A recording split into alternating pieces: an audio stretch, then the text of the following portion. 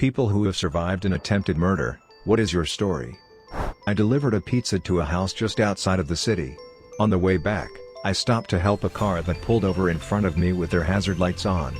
I pulled up beside them and thought it was weird that nobody rolled down a window or made any kind of contact with me for around 15 seconds. The passenger then jumped out of his side of the car yelling that they needed help as he made his way toward my car. I thought something was weird about this. As I started to pull away before he could get to my passenger door, he began shooting at me. I ducked my head after the first shot entered through the back window and embedded in my passenger seat headrest. Another shot entered through the rear window, while the other three only hit the outside metal parts of my car. He missed altogether with another shot. I remember being sure I was about to die as he fired more shots at me. I was very surprised that it wasn't panicky. It was just like, oh, I guess this is it. Turns out it was a plot to rob me. The pizza was ordered and the guys were stationed down the road to intercept me. They knew who I was and they knew that I would be able to recognize them, as I had delivered a few orders to them before.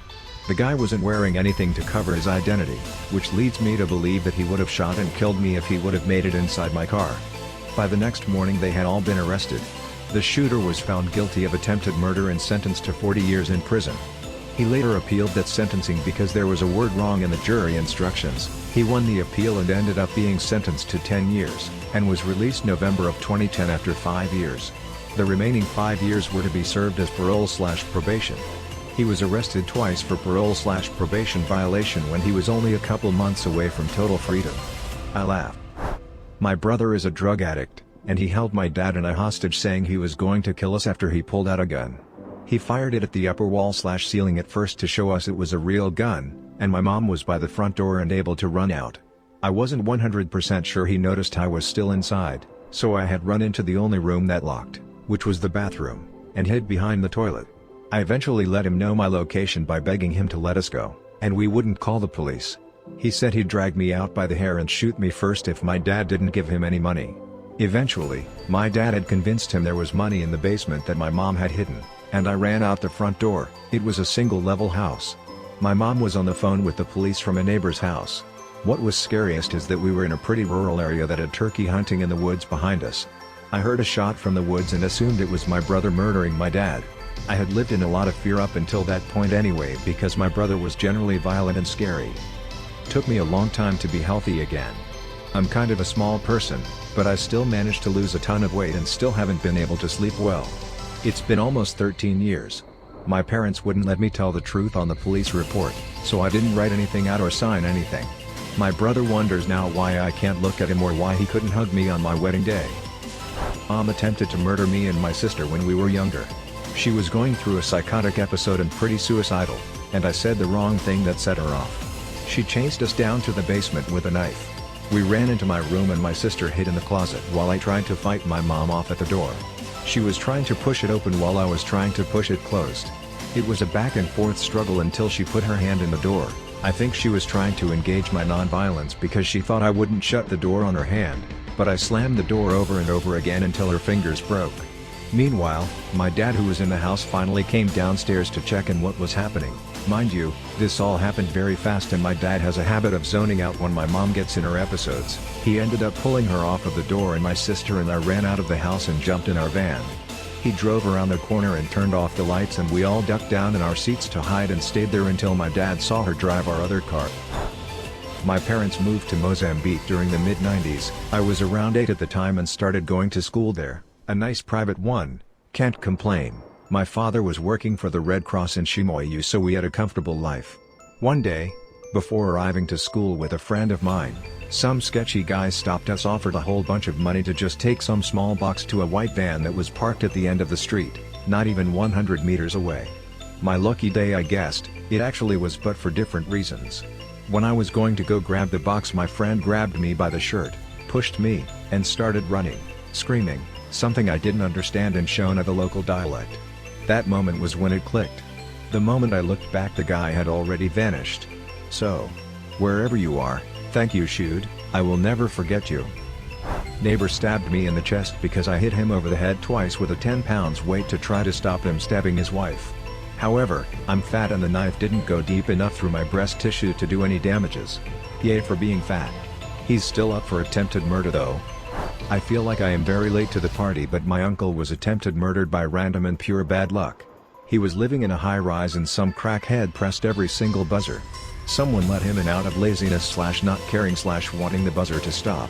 The crackhead proceeded to knock on every single door down the hallways, and my uncle is the first to answer the door. The crackhead pulls out a pair of scissors and plunges them into his throat.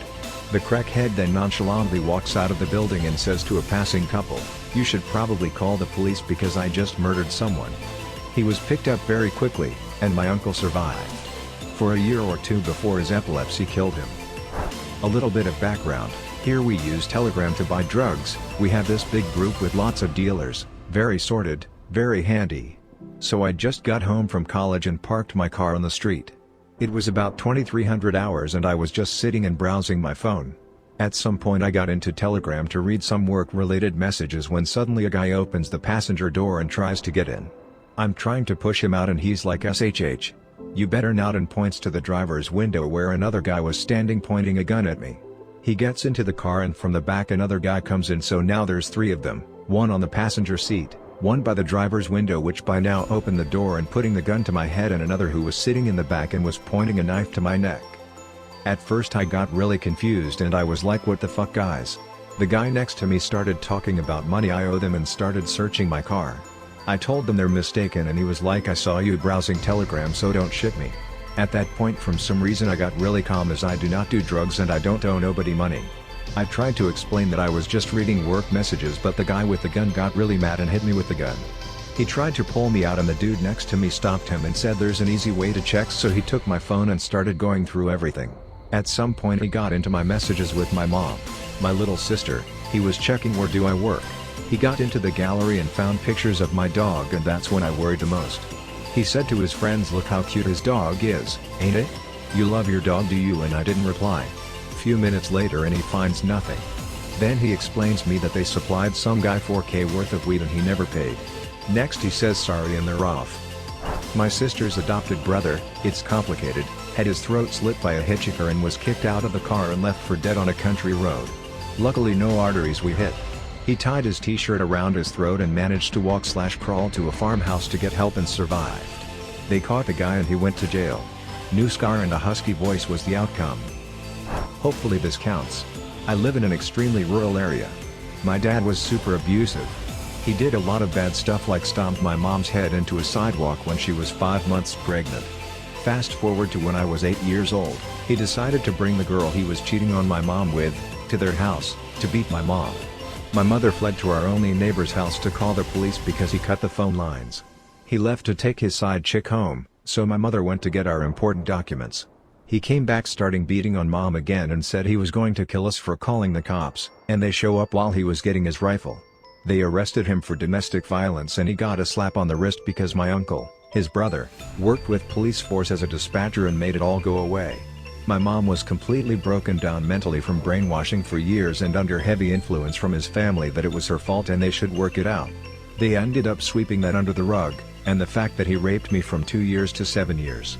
Then after all the trauma mom went through, she went psycho and became an abuser for a long period of time until she tried to stab me to death for not washing dishes one night my senior year.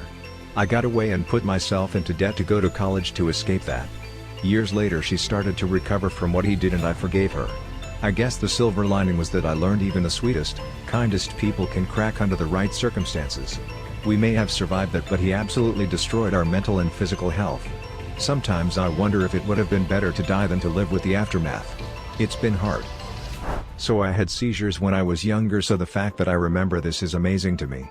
My dad was driving my sisters and I to the new home he and my mother had just purchased like a few weeks before, when the woman who had wanted to commit suicide drove head-on in my dad's lane.